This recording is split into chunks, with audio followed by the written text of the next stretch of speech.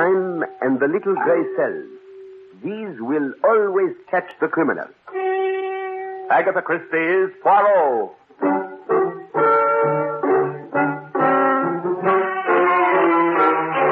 From the thrill-packed pages of Agatha Christie's unforgettable stories of corpses, clues, and crime, Mutual now brings you, complete with bowler hat and magnificent mustache, your favorite detective, Hercule Poirot, starring Harold Huber in The Deadest Man in the World.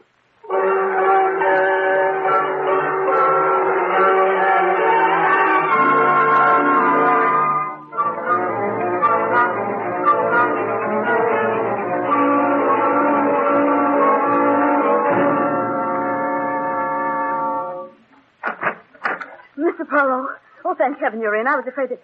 Please close the door quickly. That's better. Thank you. He may have followed me. If he knows that I came to you... Mademoiselle, you have the advantage of me. You know my name. I do not know yours. But no matter. You seem to be in trouble. I have found that a cup of tea is... Oh, no, I mustn't stay. We haven't time. Mademoiselle... Shepherd. Shepherd. Mademoiselle Shepherd, what you have said is intriguing, but confusing. If you want my help... I'm sorry. I haven't made anything clear, have I? You see, Derek killed my dog. Mademoiselle, are you asking me to investigate the death of a dog? Oh, no, you don't understand. I know I'm telling this badly, but... Perhaps it is my fault, mademoiselle, for being impatient and hastening to conclusions, eh? You see, I live at Manhattan. You've probably never heard of it. A small suburb of New York, about 37 minutes by train from the Long Island station. Oh, you know it then? No, a small hobby of mine. I read timetables. Oh. Well, I live there with my Uncle James. Pardon, mademoiselle, but if my memory does not betray me, James Shepherd is a famous name. Is he not called... The luckiest man in the world. Yes, that's Uncle James. I have often asked myself if the newspapers were not wrong to call him lucky. I myself would have them change it to the shrewdest man in the world. What makes you say that? A simple deduction. Any man who wins the grand prize in the Dublin sweepstakes 40 years ago takes all his winnings and boldly breaks the bank at Monte Carlo, and then, mademoiselle, has never gambled since. There is a man who makes good use of his little gray cells. I suppose some people might look at it that way, but others say that Uncle James is tight. Well, no matter. Was it your uncle who sent you to see me? Is he also concerned about the death of this dog? Oh, no. Uncle James mustn't know anything about this. He's very ill, his heart.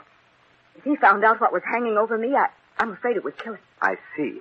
Everything was all right until about a year ago. Uncle James was raising his rose, and we were all very happy. And then Derek Redfield took the house next to ours. He was young and attractive. And you are also young and attractive, and so you fell in love. Yeah, that is only natural, mademoiselle. Yes, but what happened next isn't. Derek is... Oh, he's charming, Mr. Poirot, but he was insanely jealous. I noticed it before we became engaged, but he was just difficult then. After we became engaged, well, it was impossible. And so you broke the engagement and returned his ring. How did you know? Mademoiselle, that is obvious. You tell me you are in difficulty. You tell me you were engaged. And yet I see no ring on your hand. Voila, you have given it back. You're right, but that's what started all this. Derek is going to kill me. Oh, come now, mademoiselle, you are not serious. I was never more serious in my life. Mademoiselle, if we were to suspect every young man who threatened to kill his loved one when the affairs of the heart went badly, poof, half the population would be in jail. And what about the dog? What about Taffy? He said he'd kill Taffy, and he did. But, mademoiselle, what makes you so certain your dog was killed? This. I knew you wouldn't believe me, so I brought it along. This is the meat, part of it, that poor Taffy found in the garden last night. He ate it and died. It's horrible. Just smell it, Mr. Poirot.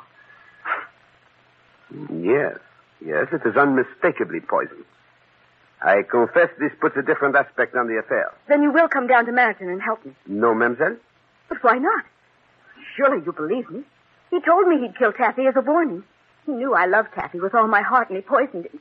I'm frightened, Mr. Poirot. You must protect me. Mademoiselle, I am not a guard for the body. Oh, but you must, I tell you, you must. Could you not go away for a little while? No use. He'd follow me. Anyway, I can't leave Uncle James. Oh, Mr. Poirot. Have you spoken to the police about this? No, they wouldn't help me. I was depending on you. I thought you'd do something. Seems funny that somebody can be killed. Somebody can know she's going to be killed. Nobody will help her. Doesn't that seem funny to you, Mr. Poirot? Excuse me, mademoiselle. I had to do that. Hysteria is not only unpleasant, but it also accomplishes nothing. I'm sorry. Would you mind raising the shade? I'd feel better if there were a little more light. Not at all.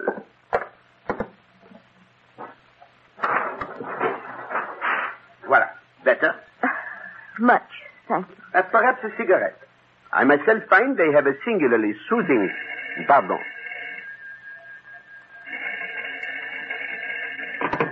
Hello, hello? Mr. Hercule Poirot, Speaking? this is a warning. If you know what's good for you, stay away from Elaine Shepherd. Who is this? Mademoiselle, Hercule Poirot has changed his mind. You may expect me at Manaton this evening. Oh, thank you. Thank you, Mr. Poirot. No thanks, mademoiselle. I do not like people who kill dogs, and above all, I do not like to be threatened.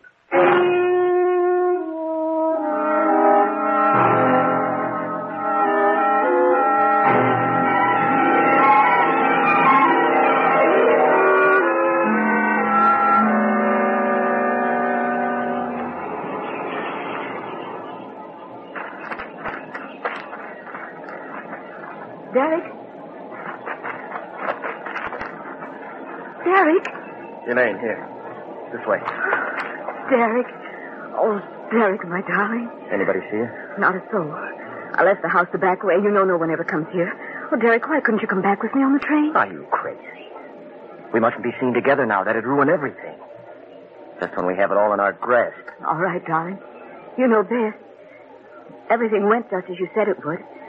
I was afraid you wouldn't see him pull up the shade. I knew he might prove difficult, but I was positive that phone call would get him. The clever Monsieur Poirot. He'll be here this evening. Sure, just the way I figured it. The servants will be out tonight, and the luckiest man in the world will soon be the deadest man in the world. And we'll have the money. What about Anne? Oh, he probably got for a few thousand, but what's the difference to us? We can afford to be generous.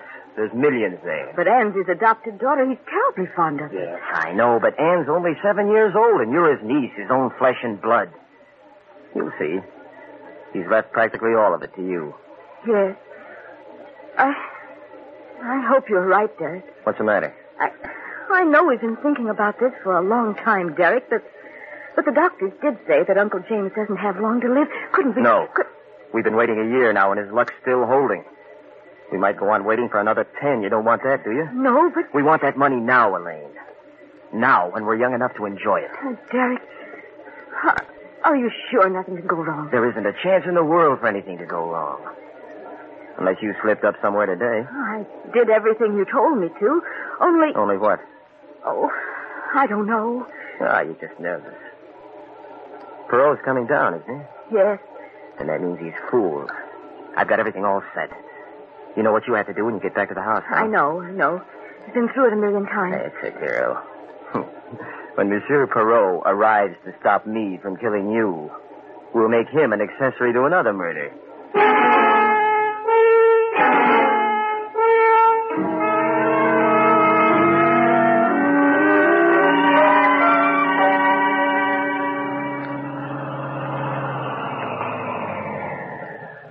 Here you are, buddy. The shepherd joint. 1,000 thanks. Okay, if it's all the same to you, I'd rather have one tip. And that, too. Oh, Monsieur Poirot, come in. You don't know how glad I am to see you. Mademoiselle, it is a great pleasure to receive such a hearty welcome. There's a deep, dark plot behind my welcome. I suspected as much. Yes. You see, tonight is the servants' night out. I didn't want you to run away because you'd have to put up with my cooking. But, mademoiselle, that will be a pleasure, if I may help. You? Well, people who have had the pleasure of sampling the cooking artistry of such famous chefs as Escoffier, Oscar, and the immortal Monsieur de Gouy, these people, mademoiselle, say there is yet one greater chef. Who? Hercule Poirot. Oh, then I'm doubly glad to have you. Oh, there's Uncle's phonograph. That means he's awake. Wouldn't you like to go upstairs and meet him? That is, if you don't mind climbing 3 flights. Oh, I should be delighted, but did you not tell me that it would upset him to know that I am in the house? Oh, don't worry about that. I'm going to tell a little white lie. Now, don't you be surprised at anything I might say. On that score, be at ease, mademoiselle. I have come to expect extraordinary things from you.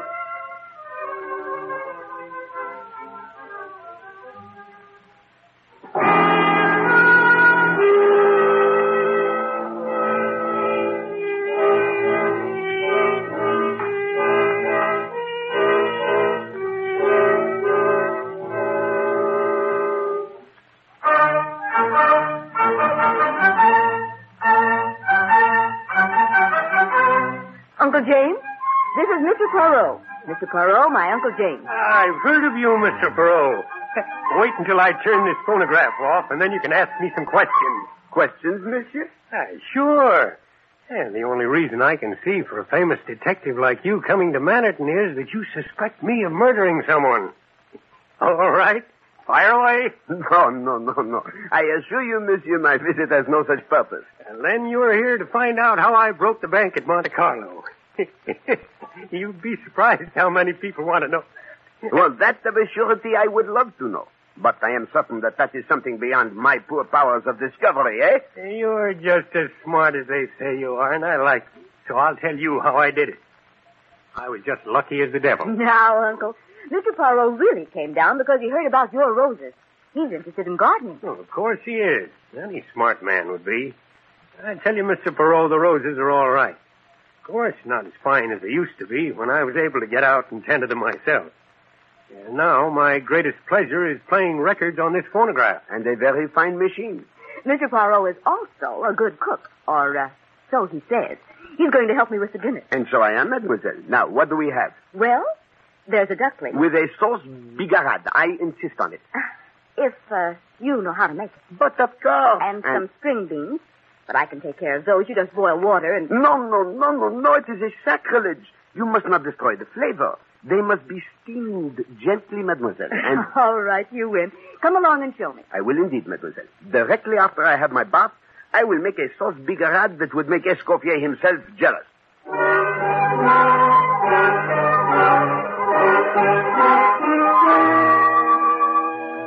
Ah, mademoiselle, I thank you for a magnificent dinner. Superb. I'm glad you enjoyed it. And the sauce bigarade? A masterpiece. I have never prepared it better. I hope you didn't mind my asking Derek over after dinner. No, I did not mind, but I do not see what you hope to accomplish. I know it's probably silly, but if Derek sees that you're actually here, he'll realize that I'm serious and leave me alone. Well, I shall not threaten him, mademoiselle. Threats are useless. No, there he is. Oh, no, don't bother. I'll let him in. Elaine, I got your message. I came right over. Does it mean you forget... Who's this? May I present Mr. Hercule Poirot? This is Derek Redfield. Poirot? Well, if you did this to impress me, Elaine, you've certainly succeeded.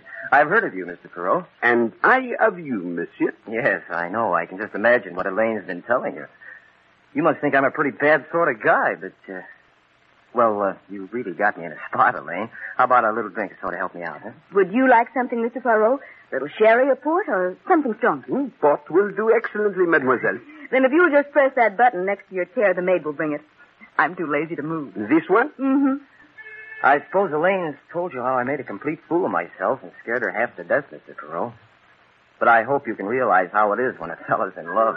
Mademoiselle, it has just occurred to me. There is no maid to bring the port unless she has already... Of course, I completely forgot how stupid of me. It's only a little after 9.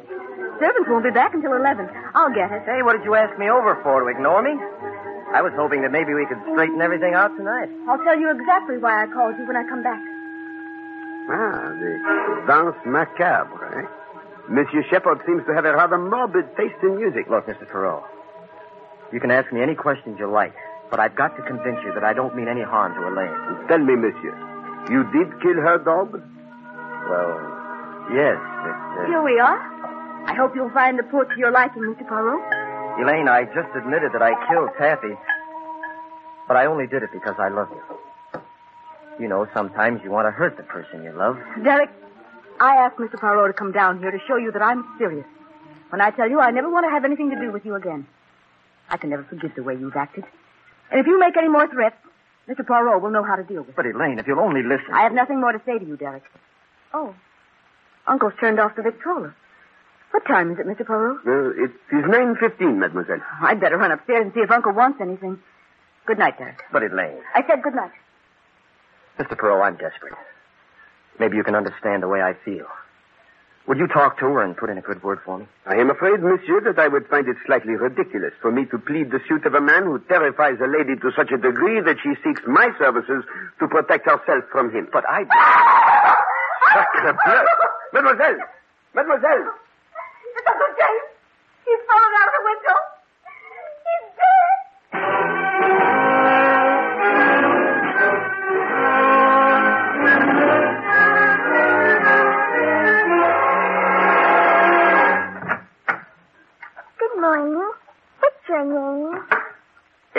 Poirot. And yours, my little one? Your name is funnier than mine. I'm Anne Shepard. Ah, then you are the sister of Mademoiselle Elaine. Oh, no, Elaine's my cousin. Not really, because I'm adopted. Ah, yes, I see. Your father was... You think Daddy will be away long? He told me this morning that he went away. As to that, I could not say, but... How did your mustache get to grow so long? Daddy has a mustache, but not one like Dad. Ah, ma petite, very few men have. How long have you been living with your daddy? Oh, a long, long time. But you haven't told me whether your mustache is real. I assure you, my little one, it is real. Just like your hair. Oh, you have to brush your mustache then like I have to with my hair? Oh, yes, indeed. One has to take care of a mustache, you know. Could you show me how you brush it now? I would like to, ma petite, but I have not the time. What is ma petite? It is French. It means my little one. When Daddy comes back, I think I'm going to learn French. You love your daddy, eh? I should say so. Are you going to live with us now? Perhaps for a little while. How long? I do not know. It depends, you see, my little one. Why? Is it because of the noise last night? Dis donc, do you like fairy tales? Oh, yes. Sometimes I tell them to myself. Go for a walk in the woods and I make them up. Oh, but how that is nice, eh? Perhaps you would tell me one sometime, eh? Oh, no, I'd rather have you tell me one. I like you. And I like you, my little one. Can you tell me the story about the Snow Queen? Oh, alas, that is a fairy tale I do not know. But I will tell you another one. Once upon a time, there was a great, big forest. And in this forest, there lived a very little girl. Now I've seen everything. Inspector Stevens, do you know Mademoiselle Anne Shepard? Well, hello, little girl. Hello. He was telling me a fairy tale. I heard him. But would you do me a favor and leave me alone with Mr. Poirot for a little while? All right. If he promises to finish the story. I promise. Bye. Don't forget your promise. Well, Poirot, there doesn't seem to be any trouble about this one. No. The coroner, he has ascertained the cause of death? No question about that. He died from a fall out of his bedroom window onto those jagged rocks while you and Miss Shepard and Mr. Redfield were down here in this room. Are you quite certain, my friend? You told me neither of them left the room. Well, Mademoiselle left to bring some wine, but she did not have sufficient time to run up 3 flights of stairs. And he was wearing a wristwatch which was pretty well smashed up. The hands had stopped at 9:15. There was a medicine bottle and a spoon on the floor near the window.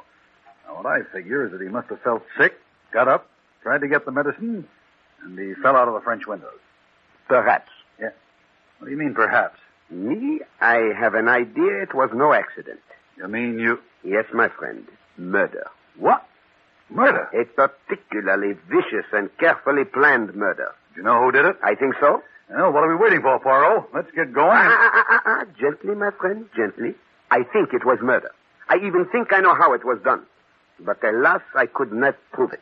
The murderers would get clear away in a court of law. You mean you're going to let them get away with it? No, that I will most certainly not allow. But we must annoy them, Stevens. That's the first time I've ever heard of annoying murderers. I generally arrest them. I do not like murderers, my friend. And when we arrest these, we will make certain they are not set free. Ah, the little gray cells, Stevens. The little gray cells have found a way. What do you mean? Murder breeds murder, my friend. And a murderer always repeats. If he poisons once, he poisons again. If he stabs once, he stabs again. If there is an accident once, there is an accident again. What are you going to do about it? Me, I shall help to create an accident. I am going to telephone a lawyer.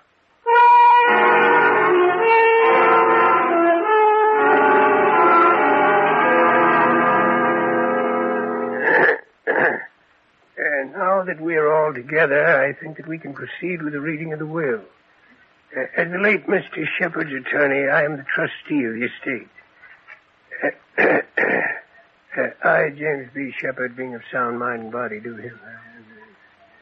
I believe that we can skip all that. Here. All my property, both real and personal, I leave to my adopted daughter, Anne Mary Shepard, to be held in trust for her until she attains the age of 21. To my loving niece, Elaine Shepard, I bequeath the sum of $2,000. Some water, please. It appears Mademoiselle Shepherd has fainted.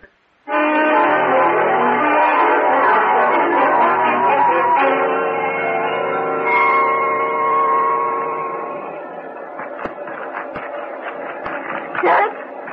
Derek! Derek! Quiet. Derek!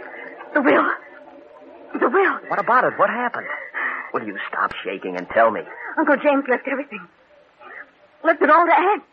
What? All of it. I don't believe it. True. We were all there. McBride read it to us. But it's impossible. Didn't he even mention you? Yes. He left me $2,000. $2,000. That's good. That's very good. What are we going to do with $2,000? I don't know. Oh, Derek, it's all gone wrong. I knew it when I knew it. I'm sorry we ever started. We never should have done it. Hey, wait a minute. I think I have an idea. Sure, that's the solution. It's easy. What? If you'd only stop and think, you'd see the way it has to be. Derek, I don't know what you're talking about. Who inherited the money, Elaine? Why, Anne... No. No, Derek. I say yes. Derek, you mustn't. Listen to me. Remember what you said about planning things? The people who didn't think things out made mistakes. Never mind that. I know what I'm doing. No, Derek, we planned something, thought it all out. Look what happened. Even if we do something to Anne, I still won't get the money. Don't be a fool. You have to get it. You're the only living relative. Now, listen, Elaine. Inspector Stevens has gone back to New York. We're perfectly safe. I won't help you do anything to Anne. What makes you so soft about Anne all of a sudden? A bride who doesn't even belong to your family. Where does she come in for anything? Oh, Derek, I'm frightened. I won't do this with you. Oh, yes, you will. That's one thing I'm sure of now. We're together, Elaine. Together for life. Don't forget you were with me on one murder. And you're going to be with me on another.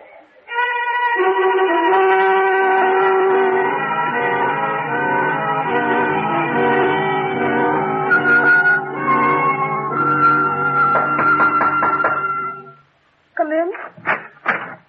Mademoiselle, I have come to say goodbye. My train leaves within 10 minutes. Oh, yes. This has been so dreadful, I hardly know what to say to you. Such a terrible accident. If you'll send me your bill... No, mademoiselle. You owe me nothing. That's very kind of you. Of course, now I'm afraid I shall have to get used to economizing. Mademoiselle, before I go, is there anything you would like to tell me? Tell you? Why, no, I can't think of anything. You are no longer afraid of Monsieur Redfield? To tell you the truth, I've had so many things to think about. I haven't even given Derek... Well, he hasn't entered my mind. What are your plans? What? Do you intend to stay on here with Mademoiselle Anne? What? I hadn't considered it. I don't know. She is a very charming child. I spoke to her this morning and told her the truth about Monsieur Shepherd. She is very sad. I think you should see that she is helped. Oh, I intend to. I'll do everything in my power. I am sure you will, mademoiselle. Au revoir.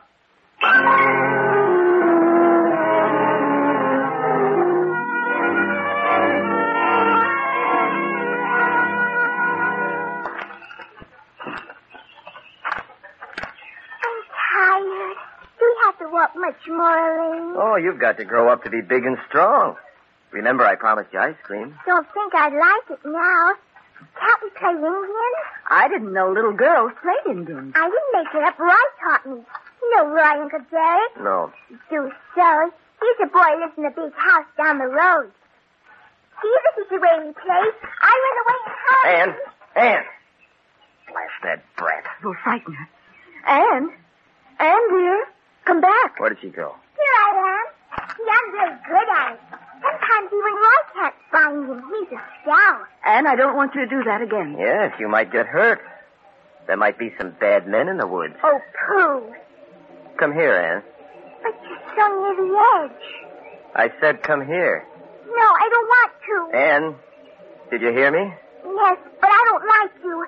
Gonna run away and hide. You're not going to run anywhere. There, I've got you. Oh, Mr. Poirot. Mr. Poirot.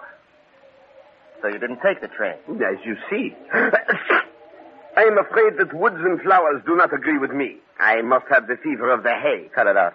Pardon? That means stop trying to fool us. You're a little cleverer than I thought. A little? Oh, monsieur, for the sake of courtesy, let us say a great deal, eh? Come here, Anne. Go. Just how clever are you, Poirot? Hold still, Anne. Ah, monsieur, really. Such a transparent little plan, eh? You send a charming young lady to my apartment with a very sad tale. She is so distressed. I must protect her from this terrible fiancé. And everything prepared for me, even to the poisoned meat. This meat so strongly dosed and evil-smelling that not even a starving dog would have eaten it, monsieur. So I say to myself, these people must have a reason for wishing Hercule Poirot at Manhattan. What is it? And that evening I find out. You have murdered Monsieur Shepard. I told you. Shut up, you fool.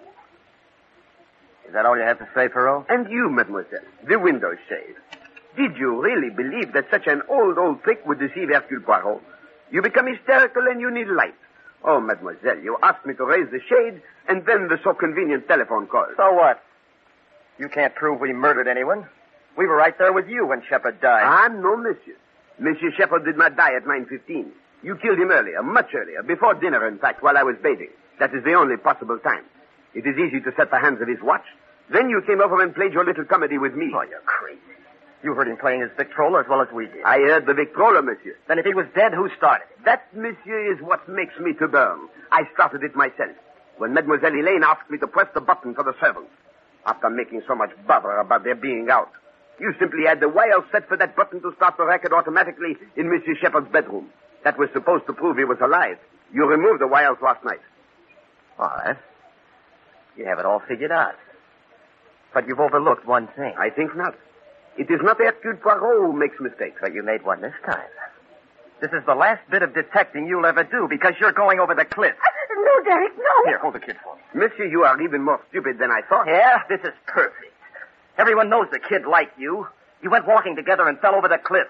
Those shoes of yours weren't made for the country. Another accident. I think not. Give me the chance, mademoiselle. This is it. All right, Inspector. I believe you've heard enough. There we are, Redfield. You haven't a chance. Oh, you little smart aleck. You'd never have proved a thing if the will hadn't left all that money to that brat. You couldn't have proved it. Precisely, monsieur. That is why I induced the lawyer to read a false will. The real one left everything to Mademoiselle Elaine.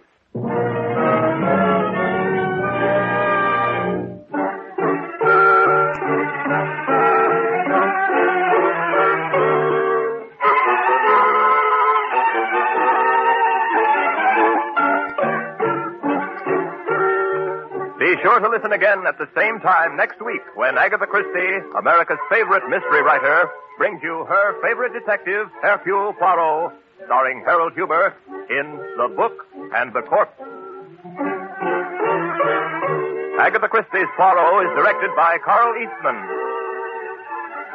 This is the Mutual Broadcasting System.